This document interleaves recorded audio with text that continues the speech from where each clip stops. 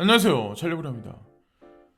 가상자산에 이제 투자하신 지 얼마 안 되신 분들은 아마 지금 사태를 보시면서 아마 되게 많이 놀라셨을 거고, 기존에 계셨던 분들, 오랫동안 이제 고인물들, 그분들은 좀, 뭐 좀 폭락을 했구나, 이렇게 생각을 하시면서 이제 줍줍 하신 분도 계실 거고, 그냥, 또 다른 어떤 뭐 하락 장세를 기다리시면서 현금으로 이제 관망하신 분들도 계실 텐데, 관찰점에서 이제 특이사항은 뭐냐면, 비트코인이 10% 떨어지면 보통 알트코인들은 20에서 30%, 특히나 뭐 미들캡이나 로우캡 마켓에 있는 코인들은 시총 작은 거는 뭐 30% 정도 떨어져야 그게 정상이거든요. 근데 지금 현재는 비트코인과 라지캡, 미들캡, 로우캡 마켓에 있는 전반적인 코인들이 전부 다 동률로 같이 떨어졌다는 거죠.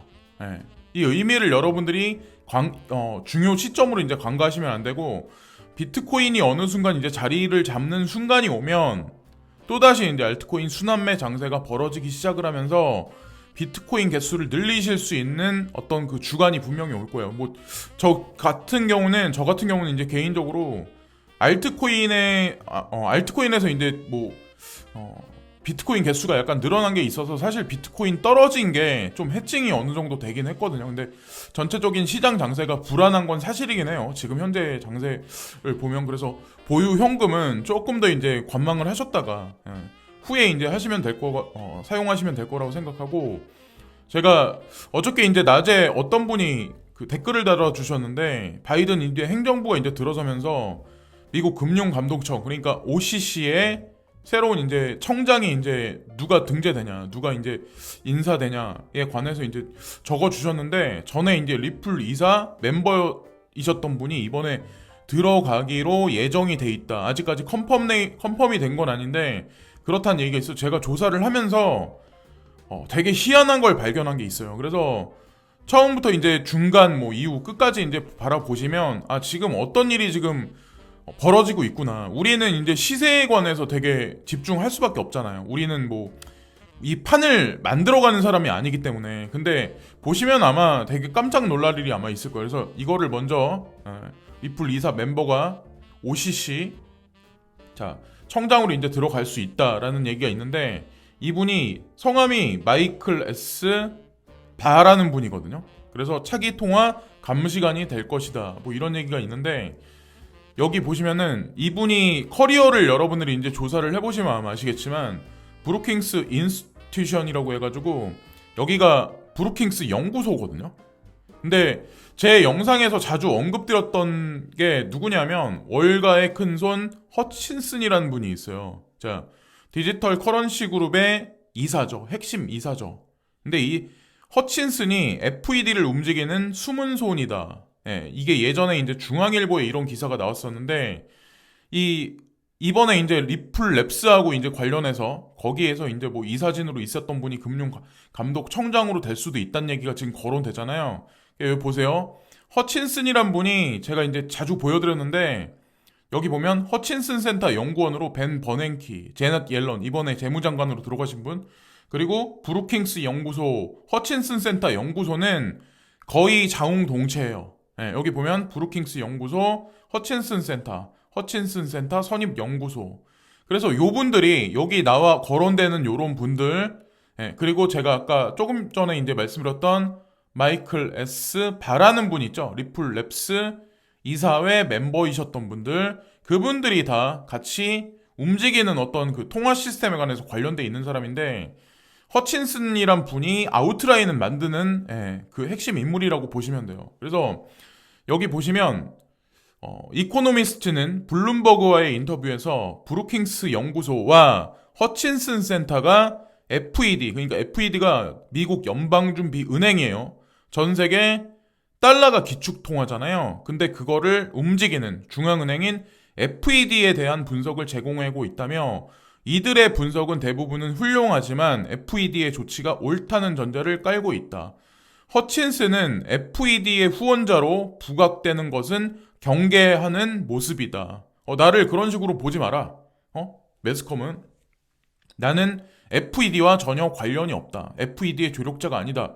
경계하는 모습을 보이는데, 중앙은행의 정책에 대해 의견을 교환할 자리를 마련해 줄 뿐이라고 선을 긋고 있다. 그는 2011년 뉴욕 연은 이사가 된 뒤 외부 인사들이 중앙은행의 통화정책에 가까이에서 배우고 이야기를 나눌 만한 장이 없다고 해서 연구소를 세우게 됐다라고 얘기를 해요. FED와 과연 이분이 무슨 관련이 있을까요? 그리고 리플 랩스의 이사진으로 있었던 마이클 S. 바라는 분은 과연 브루킹스 연구소와 무슨 관련이 있을까요? 거기서 그분이 뭘 했을까요? 제가 그래서 구글링 하면서 퍼즐 조각을 맞춰 보다 보니까 되게 재미난 게 있어요. 그럼에도 경제 정책이나 공공 정책에 대한 영향력을 추구해온 그의 행보에 비춰볼 때 FED에 미치는 그의 입김이 약해질 가능성은 작다. 영향력을 행사한다는 얘기예요. 허친슨 센터를 세우기 전에 그는 빌 클린턴 정부에서 경제자문관으로 일하고 브루킹스 연구소 이사의 멤버로도 활동을 했었다. 블룸버그는 연구소 설립 이후 허친슨이 FED의 생각에 자신의 흔적을 조금씩 남길 수 있었고 이제 그 흔적이 문신처럼 더 짙어지고 있다고 지적을 했다. 자, 블룸버그는 이런 식으로까지 이제 표현했어요. 그래서 마이클 S. 바라는 분이 리플랩스 이사회 멤버였었는데 여기 보세요. 재무부 차관보였고 브루킹스 연구소의 객원 연구원으로 임명됐어요. 처음에 생겨졌을 때 브루킹스 연구소의 객원 연구원. 이게 언제냐면 2001년 1월 22일 날 브루킹스에서 나온 자료예요. 브루킹스 연구소에서 직접 나온 자료인데 더 재미난 게 뭐냐면 우리는 이 가상자산이 그 나카모토 사토시에 의해서 그러니까 블록체인이 생겨나고 비트코인이 생성돼서 지금까지 이렇게 확산돼서 지금까지 이제 꾸준하게 뭐 발전됐다 이렇게 보고 있지만 사실은 2001년부터 여기 보세요. 이 문구를 자세히 보세요. 브루킹스 연구소에서 만든 건데 재무부에서 바의 업적에는 250억 달러의 새로운 시장 및 지역사회 갱신 이니셔티브 그리고 여기 보시면 은행이 없는 새로운 금융 서비스 이니셔티브가 하나의 프로젝트로 여기 들어가 있어요. 이게 핵심이에요. 2001년이에요. 중요한 건 여기가 이때 이게 나온 게 은행이 없는 새로운 금융 서비스. 그러니까 블록체인을 탄생시키고 비트코인을 탄생시키고 지금 이 새로운 이 가상자산 시장의 판을 까는 게 과연 누구냐는 거죠. 제가 그래서 관심을 갖기 시작한 게 글렌 허친스와 그리고 베리 실버트 DCG 그룹에 관해서 관심을 갖기 시작을 했던 거예요. 근데 가만히 여러분들 보세요. 과거 뉴스를 한번 되짚어서 보시면 예전에 그러니까 얼마 전에 그레스켈 자산운용사에서 이제 레귤레이션에 관해서 이제 담당하신 분 있죠. 규제에 관해서. 그 사람도 리플사에서 일했던 사람이에요. 규제 담당관으로. 어떤 이 퍼즐을 맞춰보면 진짜 저는 희한하다는 생각을 되게 많이 하거든요. 이분이거든요. 이번에 금융감독청장으로 임명될 수도 있는 후보군 중에 유력한 분이 이분이거든요. 이분이 이제 브루킹스 연구소의 객원 연구원이었다. 이거를 이제 잊지 마시고 여기 보시면 글렌 허친스라는 분이 여기 2016년 그러니까 여기 보시면은 코인데스크거든요. 2016년 5월 3일 날 나온 건데 2016년에 이분이 여기 들어가셨어요. 본인도 코인에 투자를 했고 이때쯤 들어갔어요. 디지털 커런시 그룹의 이사회에 합류를 하기 시작했어요. 근데 이분이 이때 당시에도 뉴욕 연방준비은행의 이사진이었어요.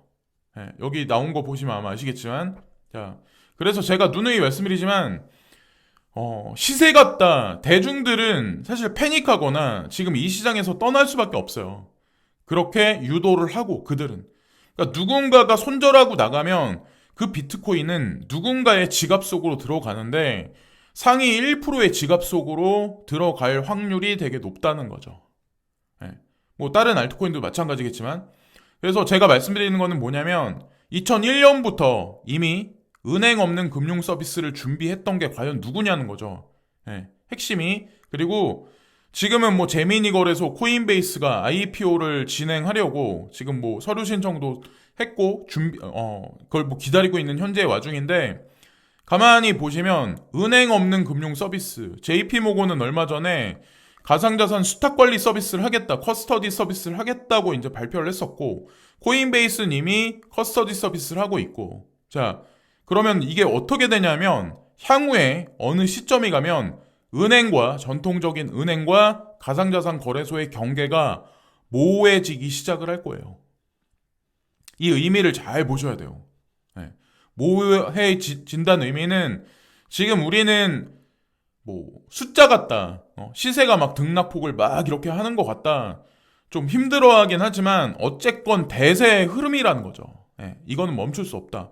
이미 2001년부터 그들이 준비해온 메인 핵심 프로젝트라는 거죠. 자, 그리고 중간에 한 가지 제가 말씀드리고 싶은 게 있는데, 찰릴님, 텔방 따로 운영하시는 거 있나요? 코인플로우라고 관계 있으신가요? 저는 코인플로우하고 관계가 없어요. 저는 이게 뭔지도 몰라요. 그러니까 말씀하시니까 제가 알지. 그리고 저는 텔방이나 뭐 카카오톡에 뭐 톡방이나 이런 걸 전혀 할 생각도 없고, 예. 그러니까 그런 거 믿지 마시고, 누군가 사칭하면 그냥 이 사람은 사칭자구나, 그냥 그렇게 보시면 돼요. 예. 그걸 또 덧붙여서 말씀드리고, 자, 보세요. 이것도 되게 아이러니한 건 뭐냐면, 어저께 낮에 그리고 그저께부터 자넷 옐런, 이번에 바이든 행정부의 재무장관이시죠. 이분도 이제 허친슨 브루킹스 연구소에서 같이 이제 연구 활동을 했었겠죠. 옐런 한마디에 비트코인 급락했다, 불법적 용도 사용 줄여와, 이런 얘기가 나오면서 코인이 하락을 하기 시작을 해요. 그러면서 이제 하락폭이 조금 더 이제 커지기 시작을 하는데, 제가 드리고 싶은 말씀이 있는데, 글렌 허친슨이라는 그분 있죠. 디지털 커런시 그룹의 이사진. 그분이 사실 비트코인 CME 1252에 관해서도 사실 그분 지분이 되게 많이 들어가 있다라고 제가 말씀을 드렸잖아요. 그럼 이게 뭐야? 작업을 친 거예요. 거기에는 사실 이렇게 말씀드리면 뭐하지만 그레이스켈 자산운용사도 사실 껴 있다라고 생각해요. 그게 왜 제가 그런 말씀을 드리냐면, 좀 이따 이제 다시 한번 말씀을 드릴게요. 자, 지금 보면 제가 초반에 이제 말씀드렸다시피 비트코인 하락률하고 알트코인 하락률하고 거의 뭐 비등비등해요. 여기 보시면은 거의 어떤 거는 뭐 덜 떨어진 것도 있어요. 그래서 어쨌건 지금 시세 흐름은 이렇다는 걸 이제 알아두시면 되고, 어떻게 보면 새로운 그레이스켈 자산운용사의 CEO인데, 마이클 수넨샤인이라는 이분인데, 아시아 고맙다. 미국은 크립토 트레이더들이 뭐 지금 이런 식으로 쇼핑을 하기 시작을 했다, 막 주워 담는다, 이런 집을 여기다 올려놨거든요. 근데 좀 약간 비아냥거리긴 하는데, 사실은 폭락 장세를 주도해서 엿을 먹은 건 사실 아시아 사람들이에요. 대중들이에요. 우리 같은 일반적인 대중들. 그러니까 이런 작업을 쳤던 게 사실은 코인베이스를 베이스로 해서 누군가가 프리미엄을 깎아내리면서 급락을 시켰거든요. 그럼 과연 코인베이스하고 밀접하게 관련 있는 건 누구냐? 그건 DCG 그룹이에요. 그러니까 그걸 보시면 아시고, 그리고 조시 라거라는 분인데, 이분이 이제 뭐라고 말씀하시냐면, 지금의 현재 장세에 관해서 이제 말씀하시는 거예요. 바닥을 잡는 것에 대해 걱정하지 않는다. 대체로 서두르거나 더 많은 자리를 사지 않을 것이며, 비트코인 또는 이더리움, 아직 바운스 또는 반전 확인 후 약간 더 높은 가격으로 구매할 수 있다. 무언가를 사서 계속 낮아지는 것을 보는 것보다 더 나쁜 것은 없다. 섣부르게 잉여 현금을 쓰지는 마시라, 이런 말씀을 지금 하시는 거죠. 그렇게 이제 지금 이분은 이제 말씀하시는 거고, 카이버 네트워크가 막 반짝반짝거리잖아요. 지금 보시면 3.0, 3.0이 이제 오면서 이제 이런 게 있는데, 오미세고하고 사실 카이버 네트워크하고 막 견주어서 설명들을 아마 되게 많이, 저 같은 경우도 그렇게 많이 설명들을 많이 들었는데, 카이버 네트워크 같은 경우는 지금 이제 후발로 지금에서야 반짝반짝 거리고 있어요. 그래서 이게 막 급상승하니까 타기보다는 1,000원 초반대 있었을 때 이제 타신 분들 같은 경우는 이 로드맵이 발표되고 뭐 어쩌고저쩌고 하다 보면은 좀 시세 진폭이 있으니까 그걸 뭐 즐기시면 되고, 2021년 계획을 발표하게 되어 기쁩니다. 더 많은 유동성 프로토콜, 잠재적인 토큰 업그레이드, 새로운 동적 자동화 시장 만들기, 카이버 다오에 대한 더 많은 힘과 참여를 지원하기 위한 프로토콜 아키텍처의 대규모 점검. 그래서 2021년을 기대해라. 뭐 이런 얘기가 지금 있죠. 카이버. 그래서 시세가 올라가는 게 다 이유가 있었고, 비트코인이 33,000달러 아래로 떨어진 이유. 코인베이스 고래가 답을 가질 수가 있다. 예. 코인베이스 주도하에 이번에 비트코인 하락장은 연출됐다. 코인베이스의 유동성을 공급하는 거는 서클사거든요. USDC. 그리고 코인베이스하고 같이 움직이는 건 사실 디지털 커런시 그룹이에요. 그리고 제네시스 트레이딩이라고 있는데 그거는 그 디지털 커런시 그룹하고 또 관련이 있거든요. 디지털 커런시 그룹의 자회사이고, 그러니까 그들이 사실은 제가 개인적으로 보기에는 작업을 치지 않았나라는 생각을 해요. 우리가 뭐 보면은 그레이스케 자산운용사에서 뭐 얼마를 샀네. 근데 사실 얼마를 뭐 떨궜다 이런 거는 사실 그 표에 나오진 않아요. 예. 매수 표에 매일매일 보여드리는 포트폴리오 표에 그 표에 안 나올 수도 있어요. 왜냐면 OTC도 움직이거든, 얘네들이. 예. 거기다가 그 CME 12호의 선물 시장까지 같이 움직이니까, 예.